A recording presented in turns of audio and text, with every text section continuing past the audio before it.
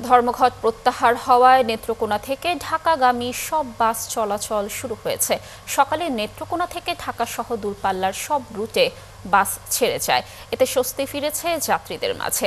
বাস শ্রমিকরা জানিয়েছেন, নেত্রকোনা থেকে প্রতি ২০ মিনিট পর পর ঢাকার উদ্দেশ্যে বাস ছেড়ে যাচ্ছে। এতে বেড়েছে যাত্রীদের চাপ। এর আগে শুক্রবার ময়মনসিংহের মাসকান্দা বাসস্ট্যান্ডে ইউনাইটেড পরিবহনের শ্রমিক অরুণের কাছে লাঞ্ছিত হওয়ার অভিযোগ করেন এনসিপির হালুয়াঘাট উপজেলার প্রধান সমন্বয়কারী আবু রায়হান। এর জেরে রাত থেকে এনসিপির নেতারা বাস কাউন্টারের সামনে অবস্থান নেন। পরে অরুণ বিশ্বাসকে পুলিশি হেফাজতে নেওয়া হয়।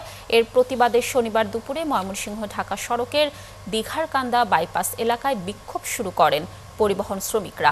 সব রুটে বাস চলাচল বন্ধ করে দেওয়া হয়।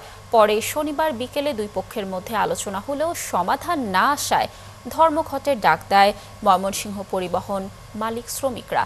যাত্রীদের ভোগান্তির কথা মাথায় রেখে সন্ধ্যায় জেলা প্রশাসনের মধ্যস্থতায় ধর্মঘট প্রত্যাহারের সিদ্ধান্ত নেন।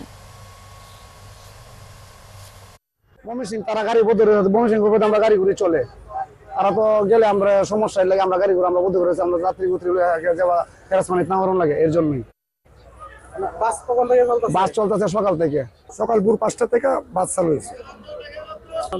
২০ মিনিট পর পর করে একটা গাড়ি চালু হয়েছে।